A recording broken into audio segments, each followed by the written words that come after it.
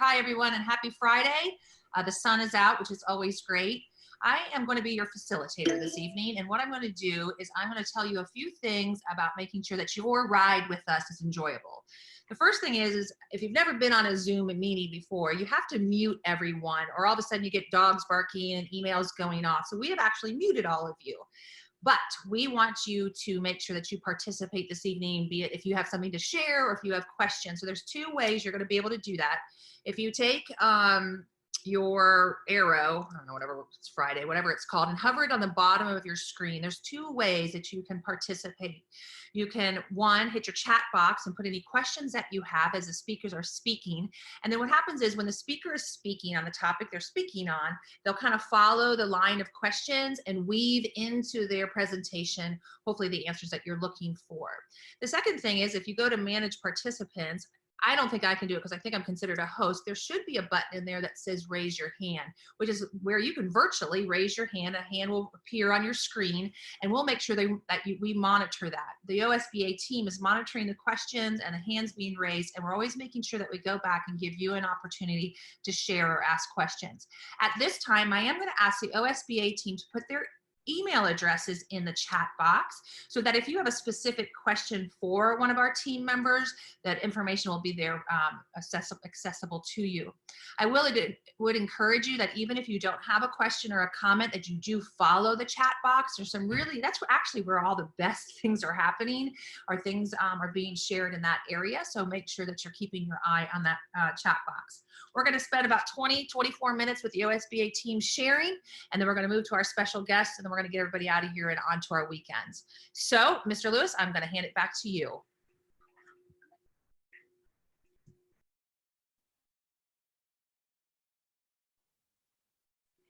Sorry, I had muted.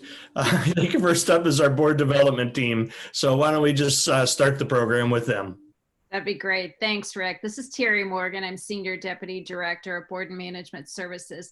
And I guess the first thing I want to say is please know we're here for you. If there's anything we can do, we are email or phone call away, all the same ways that you always reach us, the school board number, the OSBA number, and the email work. And we know it's a hard time. We know you're wearing a lot of different hats. You're a parent, you're a spouse, you might be a caregiver, but your Board of Education role is really important right now. And so what we hope to give you is a couple tips that might help you feel more connected as a Board of Education member. And certainly the easiest and best way you can do that is to stay informed and to stay educated about what's going on. Find those trusted sources that you really feel like you can get good information from and listen to them daily. Maybe it's the 2 o'clock news conference with Governor DeWine. Make sure you take in as much as you can, and then you share that with your superintendent. Certainly the role of the superintendent is to take care of the kids right now and that daily operation of the district. But the superintendent will function better when you have a good connecting relationship. We also hope that the emails that come from OSBA will be helpful to you with lots of good information, so watch for those. Oftentimes you get a weekly update from your superintendent. Perhaps you want to do that more frequently during these times. And not long, lengthy things, but 2 or 3 tips or messages that the superintendent can give you as a board member to use if you get contacted by a community member or a business.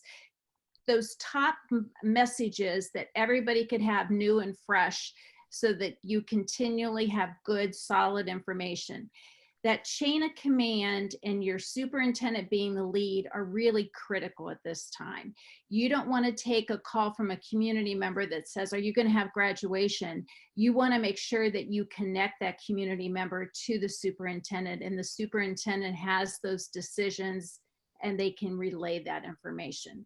So we hope that you will feel like you can make those connections and that you're getting good information and you have the message to give them.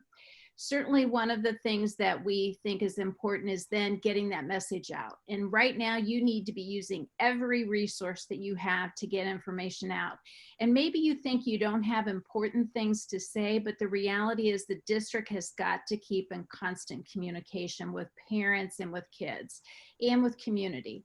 So even if it's the electronic sign in front of your school, you can keep messages going. And I don't mean you as a board, but I mean you as a district. So think about all the different ways that you can communicate and share this with the superintendent, and make sure that you're using your email and your texts and your Twitter and the Facebook page, and particularly the website. People always go to the website, especially if they're not a parent, they're a community member, to check. I know I was on a website today and they actually had a little pop-up box that gave what was the newest and greatest information for the day. And then you can see what else they post on their website. So make sure your homepage is very current. We also think that you should be finding that best way for you to stream your meetings, or making sure that community has access to your virtual meetings. We do hope you're continuing to meet, so we would encourage you to look at different opportunities there. I know we're going to give you some hints about how to do those meetings in the next section.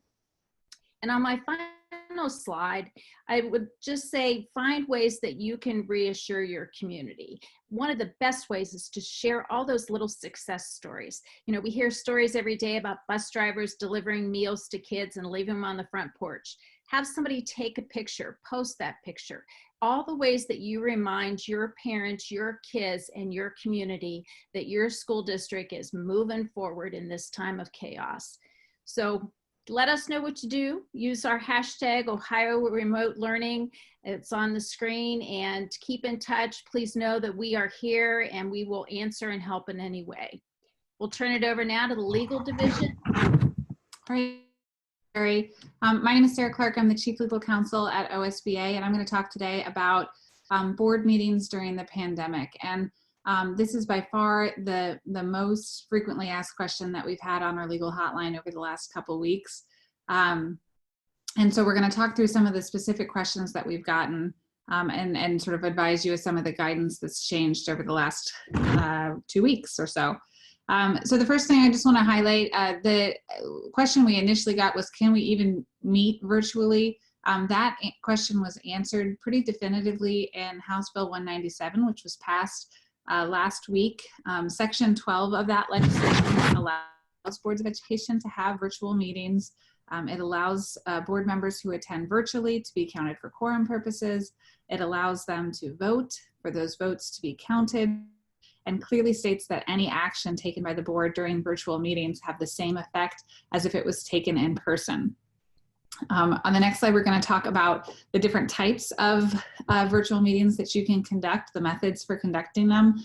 The legislation that I referenced doesn't specifically outline the type of technology or the specific technology that you use. So it just authorizes meetings that are held by teleconference, video conference, or any other similar electronic technology. So it would include things like Zoom, which is the platform we're using here today. I know some boards are using Google Meet.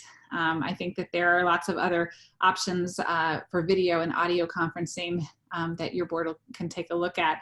If you haven't found a platform yet that is working for you, I know MCOECN and your ITC and OSBA are sort of working together to offer Zoom, and sort of we're actually meeting this week to sort of talk through some of the issues that are coming up with that platform to offer best practices and sort of work through issues with that. So if that's something that you're interested in as a platform, please reach out to your ITC or let OSBA know so we can put you in contact with people. The next issue about virtual meetings is the notice requirement. There is a new notice requirement that you need to notice that you will be using a virtual platform, and that notice has to go out to your members at least 24 hours in advance of the meeting, and should include the time, location, and the manner by which the meeting will be conducted. From a practical standpoint, you should include the type of technology that's going to be used. So whether that's Zoom or GoToMeeting, and also include the meeting or web link through which the public can access the meeting. Boards are still required to make their meetings open to the public. The public has to be able to observe and hear the discussions and the deliberations of all the board members. And the bill suggests that a few ways to do this are to live stream the meeting by means of the internet, local radio, television, cable, or public access channels, call-in information for a teleconference, or by means of some other electronic technology. The questions that we get about public participation, the Open Meetings Act doesn't require boards to provide the public with an opportunity to comment at its meetings. With that said, there is not a district that I'm aware of that hasn't adopted a public participation policy in some form. And so our recommendation is that you really carefully review those policies to see whether you're still able to comply with everything that's outlined in those policies on the technology you've selected. I know one of the questions that we've gotten a lot in the last couple of days relates to Zoom bombers, which are people who are sort of pretending to be interested in your board meetings just to sort of cause havoc on your board meetings. And so public participation and sort of limiting public participation is one way that people are sort of combating Zoom bombers coming in. There's also some different settings that you can put in place to sort of preempt some of that bad behavior from people, but you want to work through those. Certainly give us a call and we can talk through some of those settings that you can use and some of the strategic things that you might be able to do to prevent that. I know that even within the last few days has been a hot topic. If you decide to go forward with public participation, to take a look at your policy, make sure that you have the options that you need from the platform that you're using.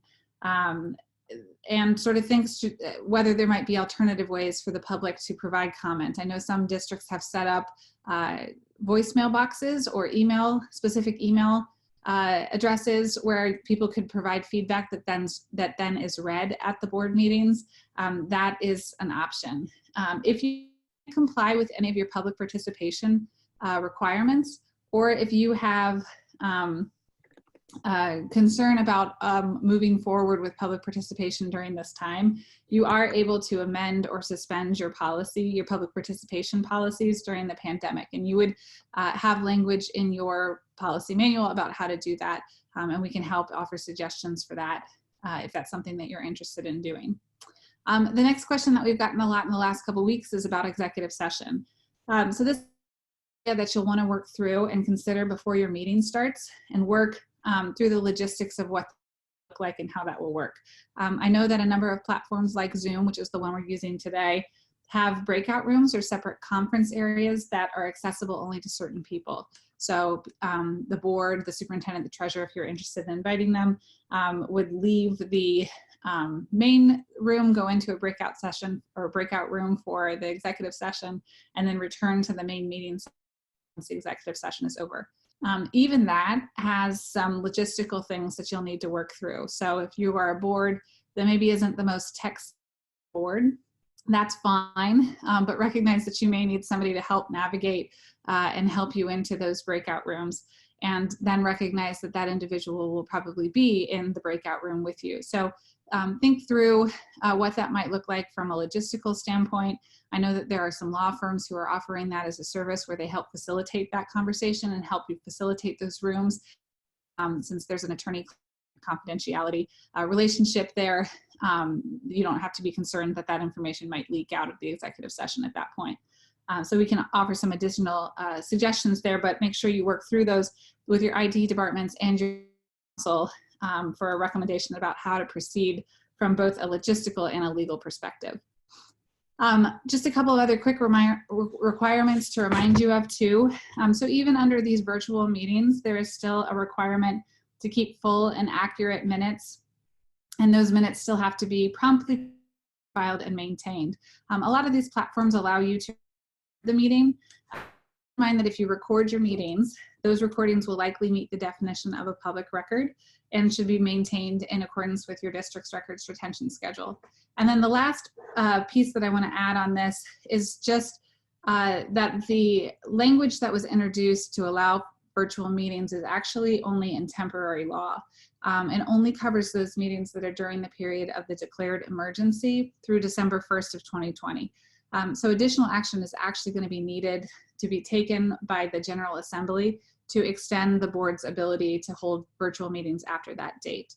I know that there have been a couple questions have come in, so we'll save those questions until the end, and I'll turn it over to legislative to provide some additional input. Thanks, Sarah. This is Will Schwartz. I'm the Deputy Director of Legislative Services with OSBA.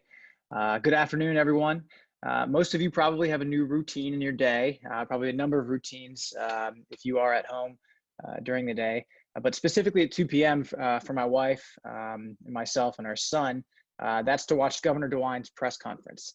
Now, if you aren't tuning in, I encourage you to do so. It's a great opportunity to hear the governor's updates on Ohio, on how Ohio is handling the public health crisis, as well as the deeply informative public health updates from Director of Health, Dr. Amy Acton.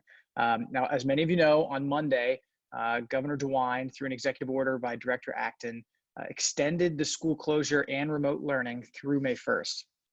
Fortunately, just prior to that extension, the General Assembly addressed many of the questions and concerns that you've raised with us and with your legislators about the first order of school closure that was issued on March 14th. So with this extension, the flexibility afforded the schools by the legislature was both much needed and timely. So having said that, there likely will still be issues that come up. I know our legislative team, our legal team, our policy team have been having lots of discussions with others, as well as other colleagues outside of OSBA about concerns and issues that we've seen with House Bill 197, which was that relief package passed by the legislature to figure out what we can do going forward to provide clarity to districts on that act. So if you have ideas, if you have concerns or feedback, please provide them to us. We have weekly calls with the governor's office, the Department of Education, Superintendent DeMaria, as well as other senior staff at the Department of Education, as well as other education stakeholders from around the state. So all of whom have been really receptive and helpful partners throughout this process. So again, these are opportunities for us to carry your concerns to the policymakers to communicate those issues. But last Friday, so about a week ago, the lobbyists from OSBA, BASA, and OASBO held a webinar on House Bill 197, which was signed into law by Governor DeWine on March 27th. Now, this bill, as Sarah had mentioned, was in direct response to the COVID-19 public health crisis. And there's a lot of education-related issues that are in the legislation. In that webinar, we spent about an hour unpacking all the details of the bill, as well as answering questions. So I'm not going to go into detail on the provisions of the bill today, but you've got a link in front of you, as well as on our website under our coronavirus resource page to rewatch that webinar and hear the feedback from the lobbyists. But the big issues I will highlight are testing. For example, testing, all tests have been waived for the 2019-2020 school year. And because we're waiving testing, we have to make changes to the report card. So there will be no report card issued for the 2019-2020 school year either. Because testing touches a lot of areas of education policy. Graduation requirements are also changing. So for the class of 2020, for seniors and those kids who are planning to graduate, regardless of grade level, those students who had not yet satisfied the state graduation requirements are considered eligible for a high school diploma, provided that the student's principal, teachers, and counselors have all determined that the student has satisfied the school's curriculum requirements. There is some added flexibility to districts, permitting them to grant diplomas up until September 30th of the next school year. So a little bit of a larger cushion in time to help kids meet that goalpost, that goal line rather, bad sports metaphor. Now, we've heard a lot about, what about the class of 2021, 22, 23, and thereafter? Well, that was unresolved by the bill. This is going to be an issue that's going to be need to be addressed in later legislation. I know legislators are aware of this, as well as ODE and others, but the intent was to make the short-term solution right now for the kids who are most affected by the COVID-19 crisis right now. There is an updated guidance document by the department on their website regarding testing. I'll link to that in the chat below and make sure that everyone has that resource going forward. Regarding teacher evaluations, on July 1st, all boards of education were required to adopt the new teacher evaluation framework, OTES 2.0, as it's been referred to. The bill delayed that deadline to September 1st. Boards are also now permitted to delay the implementation of that framework an additional school year. So you have the choice to implement it this coming school year or the next school year, the 2021-2022 school year. There's also a resource for educator evaluations on ODE's website, which I'll link below. ODE's main page, it's got a COVID-19 resource page, is really, really helpful for FAQs, things like that, any questions that might pop up. The minimum school year is still in effect. We still have to educate our kids and provide instructional services to them. So what the legislature did to meet that need and that requirement said that any amount of online learning or take-home lessons can be used to meet those state minimum hours of instruction that are required. So no longer that 3-day or equivalent hour limit that was in law. Now districts can make up any amount of time needed to meet that mandate. Guidance on reporting these hours through EMIS, the Education Management Information System, is forthcoming. I know it's something that ODE is working on right now, and stay tuned for that. The March 17th primary election was delayed to April 28th. It's now going to be a vote by mail election. Generally speaking, in-person voting is prohibited. Ballots need to be applied for and submitted by 12 p.m. on April 25th. Head over to your County Board of Elections website or the Secretary of State's website for more information about the details about how this process will work. And if you haven't voted yet, please do. We've got about 98, 99 school issues on the ballot, so get out there and help our public schools. And the last item I want to mention has to do with the EdChoice voucher program. You recall that for the past couple months, we were really working hard, advocating for a good solution to the list of 1,227 school buildings in the state where 70% of districts are going to have a building EdChoice eligible. We did not reach a deal between the House and the Senate on a long-term or short-term fix to address the list. What we have instead is a freeze on new first-time vouchers being granted based on that large list that's set to take effect. So basically, we're frozen with the 1920 eligibility list of 517 buildings. So if you're a student or if you're a district that had a building, 727 of which that were set to come online on April 1st, no new vouchers are going to be granted based on those enlarged list buildings. But generally speaking, new vouchers will still continue to be allowed for students who are entitled to attend buildings that were eligible in the 1920 school year. So with the current list of eligible buildings. Now, in terms of timing with the legislature, the General Assembly is really not slated to return unless there's a dire need to do so. Speaker Householder directed his staff this week to continue working from home, not just his staff, actually the entire House of Representatives staff until May 4th. The Senate is likely expected to follow that directive as well. There are session dates remaining for the month of April, May, and I believe the first week of June, but we do not expect much, if anything, to happen with the Ohio General Assembly during this time.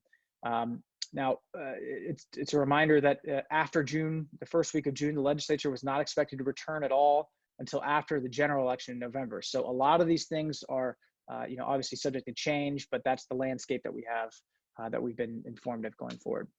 A final note that I'll say, Governor DeWine in his press conference on Saturday asked that folks donate any unused PPE, that's personal protective equipment, specifically looking for those top 10 items in need, which you can find on coronavirus.ohio.org. The main in need items are gloves, surgical masks, and the N95 masks that many districts have on hand through their health offices, through their sports medicine offices, things like that. So if you can donate, if you have donated, thank you. The governor's office has a digital hotline and email address set up for this to let them know if you do want to help in this effort. It's together@governor.ohio.gov. I'll link that below. Again, it's together@governor.ohio.gov. If you do have questions, feel free to reach out to your lobbyists and legislative division at OSBA or BASA, or post in the chat below. But for now, I'll turn things back over to Dr. McFarland. Thank you, Will. I am going to ask my team, and I'm going to start back with legal with Sarah. We have had quite a few questions listed. I also see that we have Gina Ruffin-Moore's hand has been raised. So if our team can kind of circle back, see if they can answer some of these questions. I see that Kenna Haycox, our senior policy consultant, is with us this evening, and I think there's some policy questions out there that she may be able to address. I'm going to ask my team to move quickly. We are at 4:31. I want to make sure our special guests have a chance to share, because I think some of our guests can speak to some of the questions like, what are people going to do about graduation, and what are we going to do about paying fees that haven't been paid? So back to you, Sarah. Okay, I had one question that I saw in the chat box, and then I actually had a private message that I'll address too. So first question, does the board need to make the public comment part of the meeting public, and what about the usage of Microsoft Teams? So the first part of the question, yes, the board should make the public comment part of the meeting public and live. And like I mentioned, there are a number of different ways that you can do that. And so if you want to talk through some of those, let me know and about that offline at some point. What about the usage of Microsoft Teams?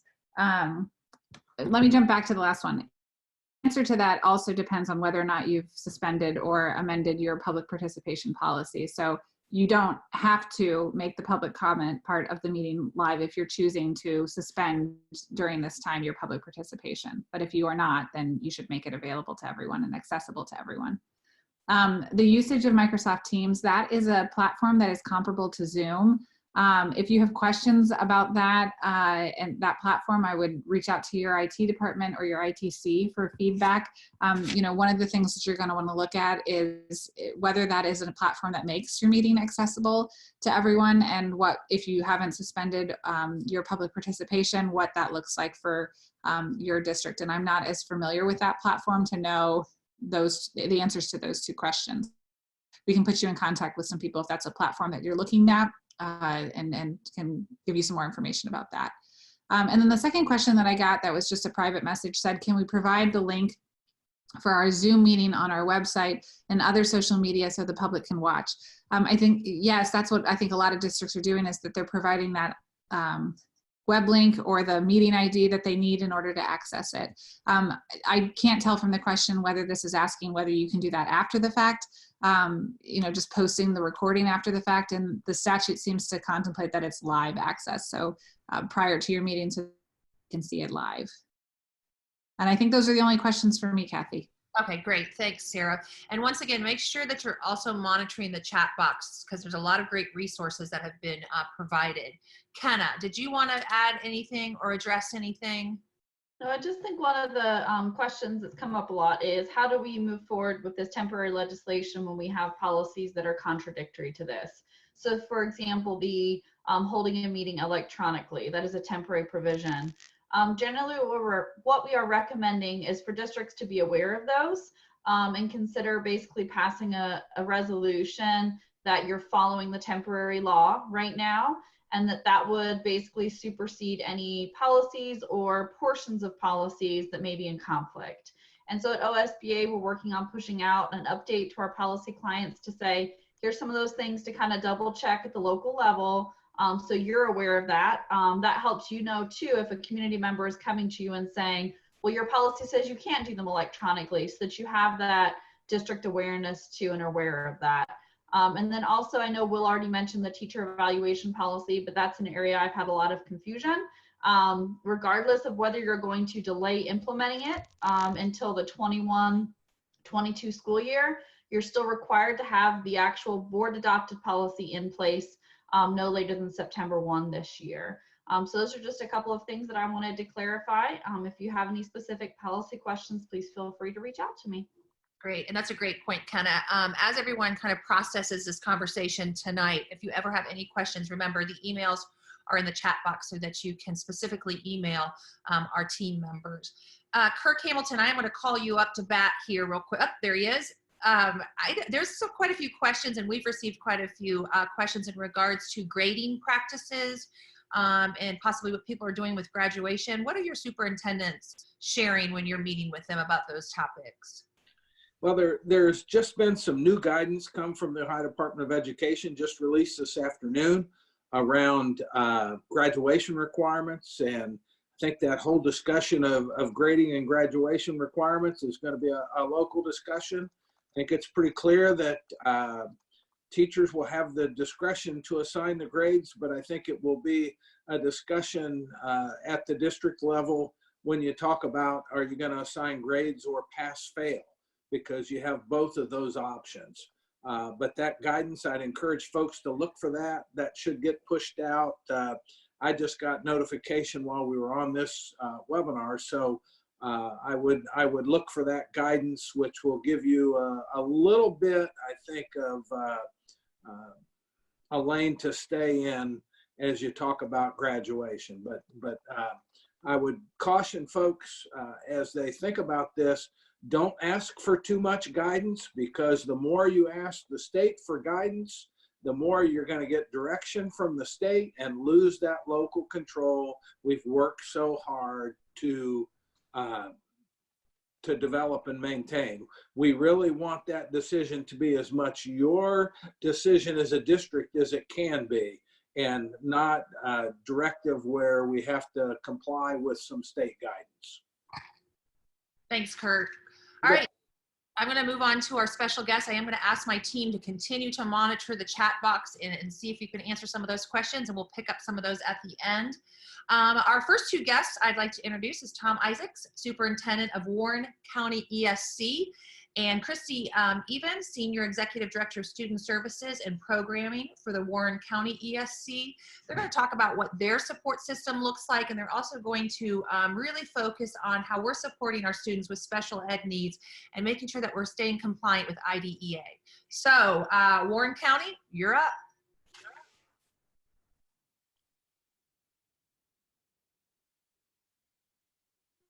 Who are you going to start with?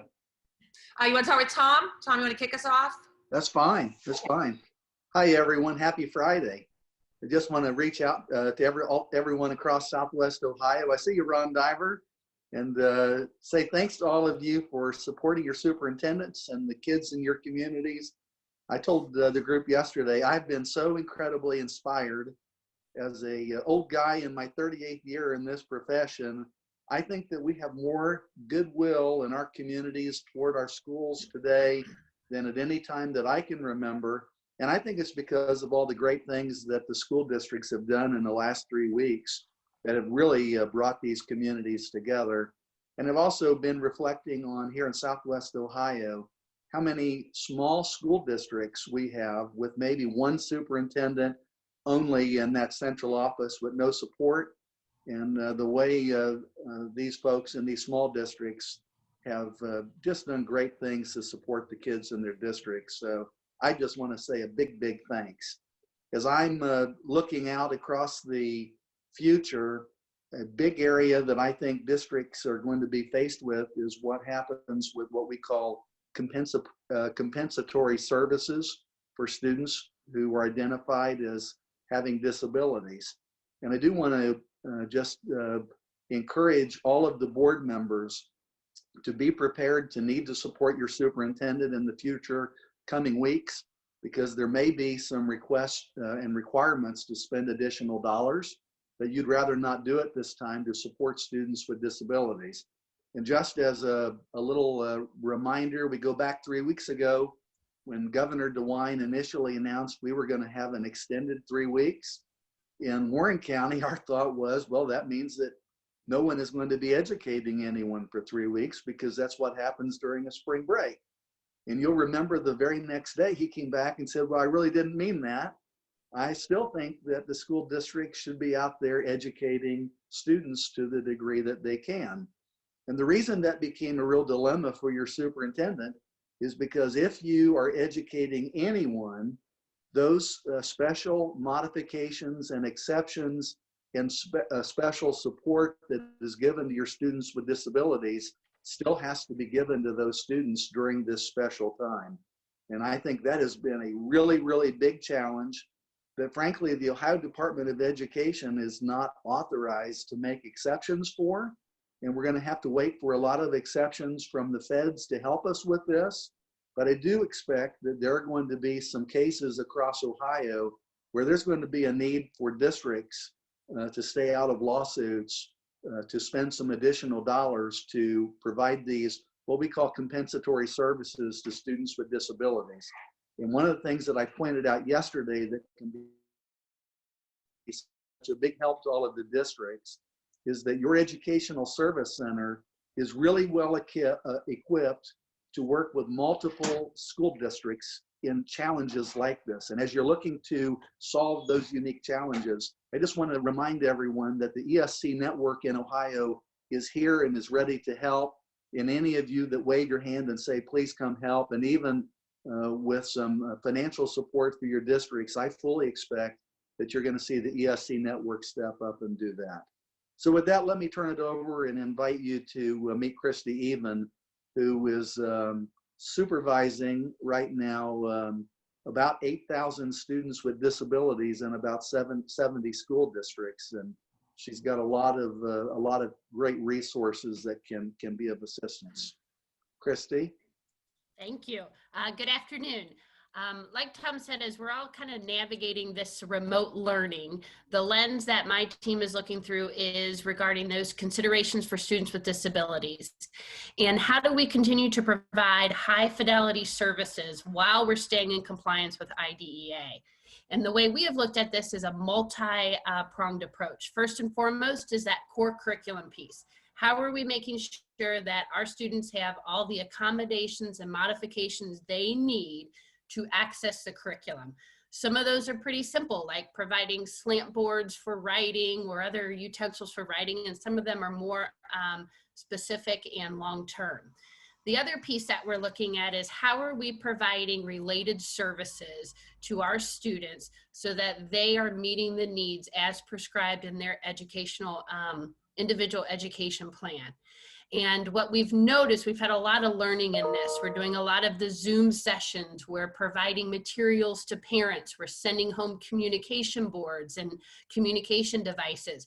But what we have learned is that as we're asking our parents to become teachers, we're also asking them to support in therapy, whether that be speech, occupational, physical, and mental health therapy. And we're really trying to pace how much information and resources we are giving our parents so we don't overwhelm them. Because they have a lot on their plate right now. We want to make sure that we are ensuring that the social emotional status of our students and families are staying at an all-time high and we're not overwhelming them. So we're bringing professionals together through Zoom and other activities, and they're creating bags of resources that can be sent home to families.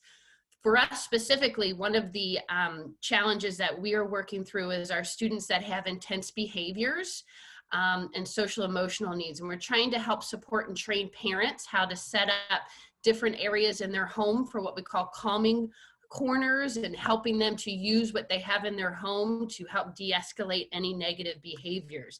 Because as everyone's schedule has been turned upside down, for our individuals with disabilities that are most impacted, this has really thrown them for a loop. And so we're really trying to bring together those professionals and having some very one-on-one conversations with families and quick training on how can they help support their students.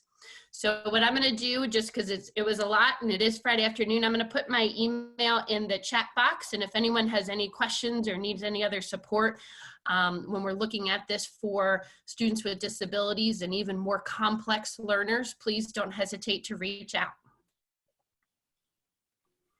Thank you so much, Christy. And thanks for hanging with us this entire week. You've been really great. So thank you very much.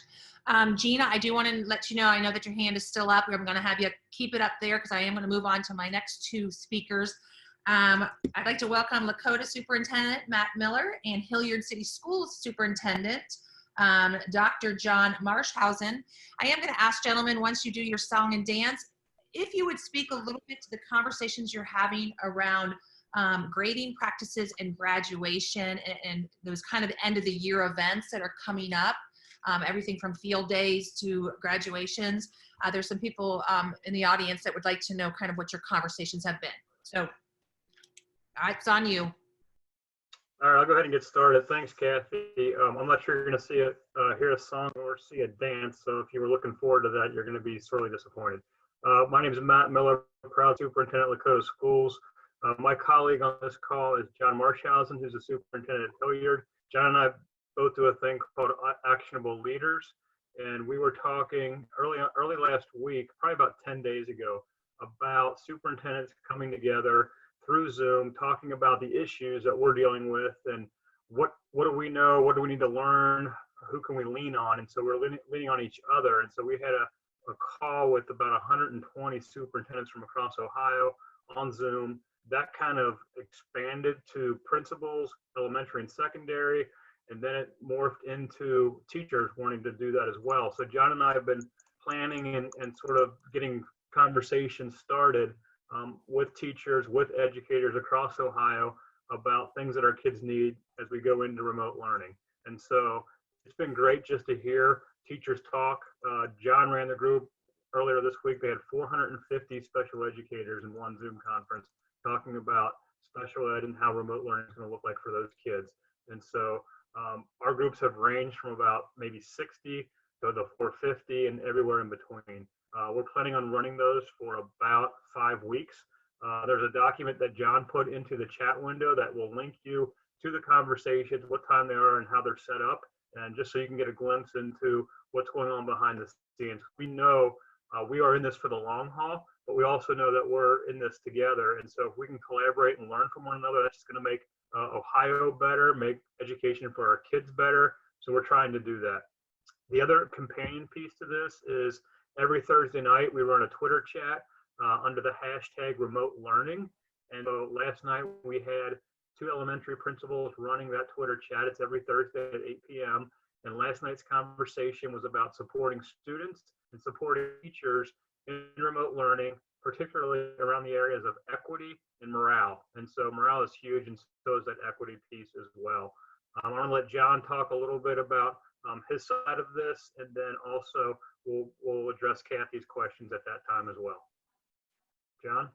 Yeah, I think one of the main points that Matt and I had talked about early was there were some districts that were looking at the minimum days.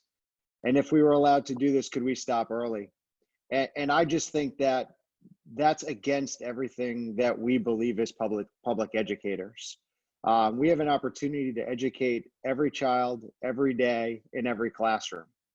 And regardless of the obstacles, if we come together as an education community, I know we can meet that challenge. And I'd like to thank Rick and OSBA and Dr. Hamilton and BASA for helping us put together these groups where when we do come together, we can find solutions to these challenges. In fact, I think it goes beyond just the traditional school year. If this shelter-in-place, stay-at-home order goes into June, do we have an opportunity to keep our kids connected? Do we have an opportunity through the systems we're creating now to be that social, emotional support for these kids for whom their teachers, their shining light, the teachers that beacon that gives them hope every day? And should we and can we continue this work if we continue to be in this type of situation? Furthermore, the experts talk about a boomerang. There's a chance that we could have a 2 or 3 week shutdown in October or November, even if we do return to some semblance of normal over the next couple months. And how are we preparing as school leaders to pick up where we left off with remote learning? And are we building capacity to be better? Because I truly believe that the skills our teachers are learning now will help them when we return to more face-to-face instruction. And I don't think any of us are saying that e-learning is the way to go or that we should move to a totally digital platform. But I think we are saying that the tools of today and tomorrow need to be better implemented in our classrooms today. And this is giving us a phenomenal opportunity to innovate, to create, and to get better. I'll jump in on the 2 questions that were asked, and then I'll let Matt finish up. Our goal is to do no harm for kids. And as when we look at our 4th quarter, we're taking grades right now in Hilliard. We are holding students accountable for checking in every day. I am proud to report in Hilliard that our attendance rate on Wednesday, which is the last day I had it, was 96.5%. Our average daily attendance in February was 93%. And to be counted as present in Hilliard, you have to both log into Canvas and submit and engage with your teacher. So we've had a higher average daily attendance rate in e-learning than we did when we were in a traditional platform in February. But with that said, we have to give grace to our students. We have to understand that we have students who live in homes that are facing financial stress that they didn't face before, where mom or dad may be furloughed or laid off, where they may have a family member who's ill, who's sick. No one is going to fail because of this fourth quarter. And there are a lot of districts who are looking at a situation where we're going to have a grade for the fourth quarter, but if that grade lowers the grade you had in the third quarter, you're going to get your third quarter grade. But if the grade you have in the fourth quarter raises you up, if you had a C in the third quarter but get a B in digital learning, you're going to get the B, and we're going to credit you for the work that you've done. And finally, I'll close with the fact that I have a high school senior. It breaks my heart to watch what she's going through. And we will do something for this senior class. And we're getting pretty creative. We're partnering with the city of Hilliard. If some of you have downtowns where you hang banners on light posts, we're going to hang their senior sports banners downtown on those light posts, and with the help of the Chamber of Commerce throughout our city. We have all those senior athletes are going to be celebrated. I've reserved the Schottenstein Center, which is where we hold graduation at Ohio State, on Father's Day and on a Sunday in July. And if we can do it, we're going to do it. We're looking at proms on football fields if we have to have them on football fields in the summer, and we'll have flip-flop proms because no heels on the turf. We're going to have to be creative to do things to recognize these kids. And I'll toss it back to Matt. Yep, thanks, John. We're very similar to John in terms of grading right now. Meeting through Zoom with administration today and rolling out to our teachers on Monday. Essentially, if the kids are putting forth a good faith effort, they're engaged, the fourth quarter should not be a hindrance to them. So they can gain or they can go up in terms of GPA or grading, but if they're doing everything that they can in a pandemic, we are not going to penalize them at all. And that's sort of been a conversation and consensus in the superintendent Zoom conferences we've had. Some are looking at pass-fail, but there's other implications for that, and I totally get that. In terms of graduations too, one of the hardest things right now is the dates keep moving back. And I don't mean so much the date of graduation and the backup dates, but we just got word right before I went on this call that we hold our graduation at Cintas Center at Xavier, and now they're saying no events through July 31st. And so we had backup dates in June that are no longer backup dates. So we're looking at different locations now. Certainly football fields might be an option at some point. But to John's point too, we have to provide closure and wrap this up for our seniors, and this can't be how they end. So I'm not sure what it looks like, but that's something we're working on every single day. So I'll just jump in, Matt, and share something that a superintendent said in a conference call. They're looking at a drive-in movie theater and having graduation in their cars, and using the screen in the drive-in movie theater, because it's a small enough district that they can still do that. And what would that look like if you honked your horn when it was your turn and you were sitting there? Now, a lot of kids don't know what a drive-in movie theater is, so there's going to have to be some education with that. But we're going to have to get creative. We know a colleague who has a space reserved on the Friday of Thanksgiving weekend. And would you consider doing something as late as then for these seniors? I'm not sure if they would want to do it once they've gone on to what's next, but we're going to have to get creative. Well, thank you guys. Thank you so much. And a big shout out to John and Matt because they've joined us every night this week. I will say this as a former high school principal, I'm hoping that the students are having a voice in some of these conversations because I think that they so desperately need to know that there's adults like us on a Friday night at 5 o'clock talking about what their proms and graduations are going to look like because often they think that we don't do this kind of stuff. So thank you to the two of you. We'll be inviting you back for sure. So my next guest I want to introduce is Licking Heights Local School District Superintendent, Dr. Wagner. And Dr. Wagner, if you have any thoughts around some of the conversations that we've had, please feel free to share your thoughts.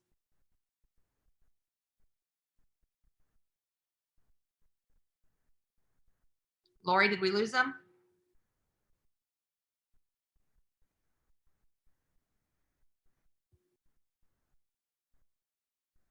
Okay, I'm gonna keep moving and we'll pick him up if we can find him. I'm gonna go on to our Tuscarora Superintendent, Mr. Mark Murphy.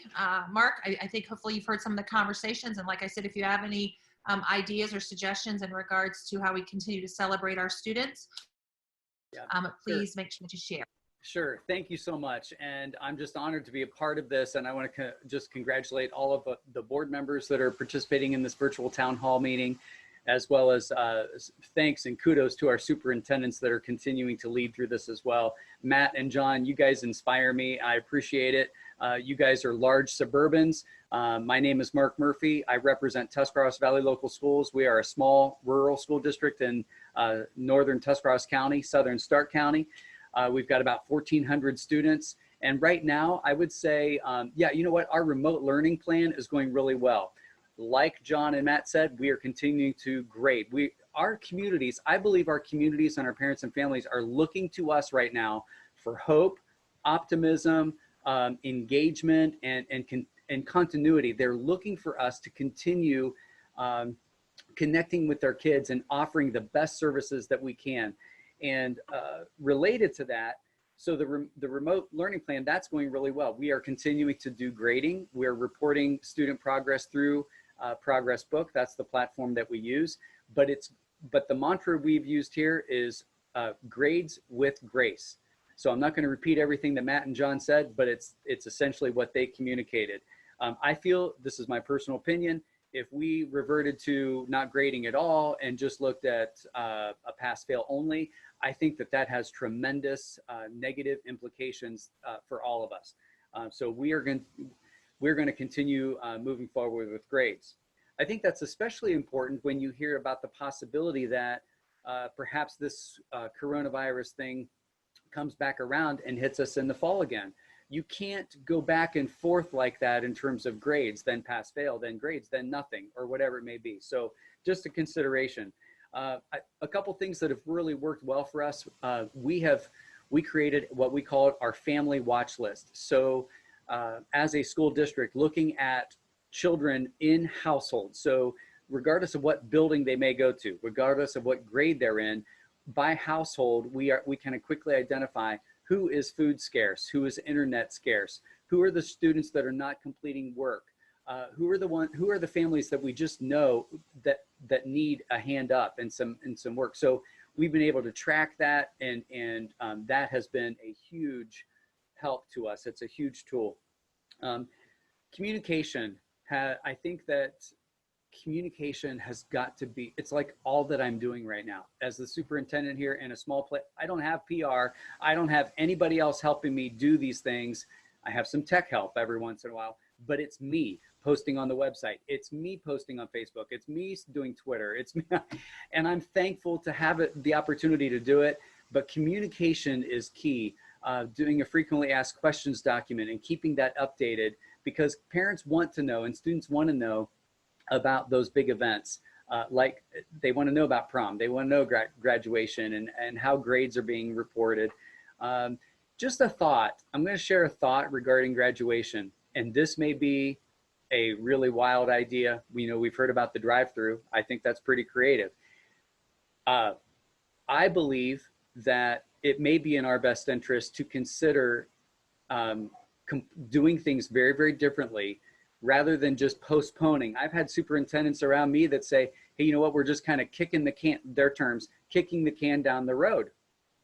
And we'll see. We'll schedule alternative dates in June, July, and August, or perhaps later. But my question then becomes, is that really the best that we can do for our kids? Because then what I'm forcing to have happen is that now we've got kids in the military that can't attend, and their families can't be involved. I mean, the implications even to that are far reaching. So what we are looking at right now, and I believe we can make it happen. Our graduation was scheduled for Friday night, May 22nd at 7 p.m. Our goal is to conduct graduation that night at 7 p.m., but not on a physical site.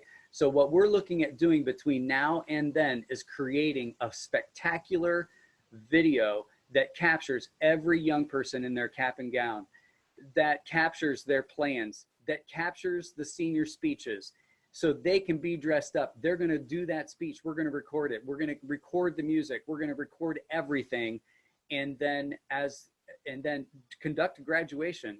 And then at 7 p.m. push that video out for the world to see. And by doing that, no one misses. Not one student is absent. Not one family is going to miss it. No one's going to be out because they're in the military. Or, you know, for us, we're not large enough that we have to rent facilities. But I can just imagine if I just did the typical graduation just by pushing it later, and maybe we would be permitted to do mass gatherings. But then realistically, as administrators, we have to think about, well, now are you kidding, Mr. Murphy? It is so hot and you're going to cram us back in that gym in July? Or Mr. Murphy, it's so hot and you're going to expect us to sit outside in a stadium with the mosquitoes? I mean, it just never stops. So anyways, those are just a few thoughts. It's working well. I agree with John and Matt. Now is the time where we have got to maximize this. This is a learning opportunity for all of us, and we have to model that for our administrative teams and for our teachers and staff. And I believe great things are in store for Ohio. Thank you, Mark. And please, Mark, please make sure that you keep in mind OSBA. We've got really great production and a communication team that might be able to help you with that video. So keep us in mind as you move forward on that journey of capturing those kids. Who do I contact? You can start with me. Okay, great. Thank you, Kathy. Thanks, Mark. Thank you. I think that's it. You know what? Dr. Wagner didn't join us tonight because Kathy forgot to send him an invitation, and people don't come to parties unless they're invited. So that one's on me. I do want to make sure that we get Gina's question, and then we're going to be out for the weekend. So Lori, if you could help me unmute.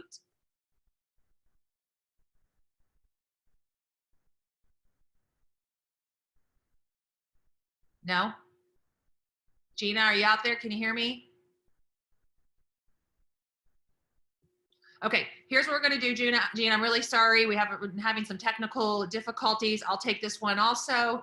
Just make sure that you email us your question and we will make sure we get back to you. Mr. Lewis, it's back to you. Thanks, Kathy. As we wrap up, I want to say thank you for your time. I recognize, OSBA recognizes you're busier than ever in these crazy times, and it means a great deal that you took time out of that busy day to join us today. We hope you walked away a little bit better informed, whether it was getting information from our staff or hearing some of the things that are happening around the state. We truly, truly hope it was worth your hour this afternoon to get as much information as you could.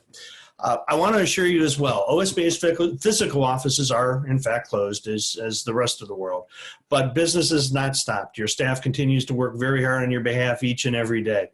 Our receptionists actually have the switchboard at their kitchen table at home, and if you call into the office, you'll never know that we were closed. They'll field the call, get it to the right people, and business is continuing, not normally, but it continues each and every day. So whatever you need, let's not let the scenario that's unfolding before us change any of that.